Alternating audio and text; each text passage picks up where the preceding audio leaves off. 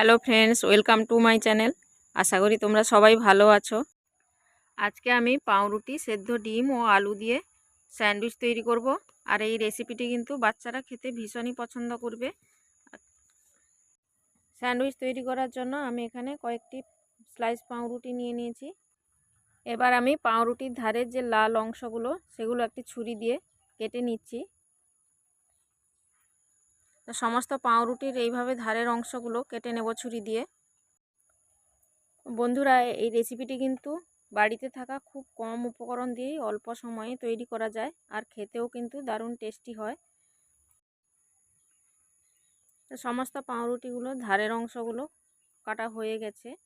এবার আমি একটি কড়াই বসিয়ে দিয়েছি, আর স্লাইস পাউরুটিগুলো একটু সেঁকে নেব অল্প করে। তোমরা চাইলে নাও সেঁকতে পারো, কোনো অসুবিধে নেই, তবে আমি সেঁকে নিচ্ছি।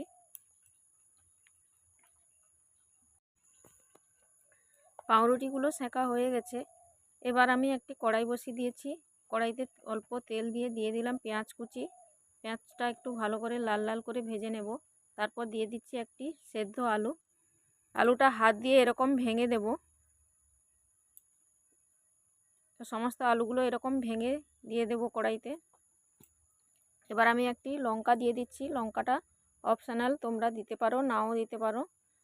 এবার আমি সেদ্ধ আলুটা পেঁয়াজের সাথে ভালো করে মিশিয়ে নেব।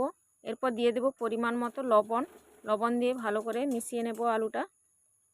এবার আমি দিয়ে দিচ্ছি 2 চামচ জিরে গুঁড়ো দিয়ে আলুটা ভালো করে মিশিয়ে নেব। তো আমার তৈরি হয়ে গেল আলুর পুরটা। এবার আমি নামিয়ে নেব। তো এখানে আমি একটি সেদ্ধ ডিম গ্রেট করে নিচ্ছি। গ্রেট করা হয়ে গেছে। এবার আমি একটি স্লাইস পাউরুটি নিয়ে নিচ্ছি, তাতে দিয়ে দিচ্ছি টমেটো সস। টমেটো সসটা ভালো করে মাখিয়ে নেব পাউরুটির গায়ে। এরপর দিয়ে দেব তৈরি করে রাখা আলুর পুরটাও ভালো করে মাখিয়ে নেব।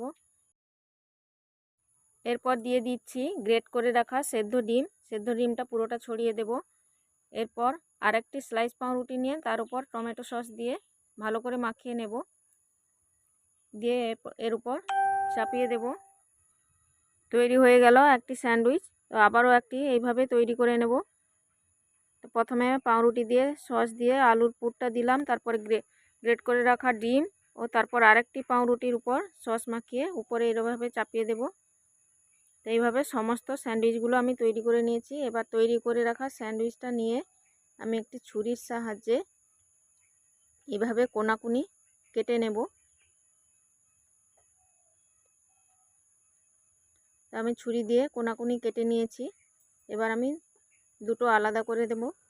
দেখতে পাচ্ছ কি সুন্দর হয়েছে দেখতে। আবারও একটা কেটে নেব এইভাবে। ঠিক এইভাবে কোনাকুনি ছুরিটা রেখে কেটে নেব।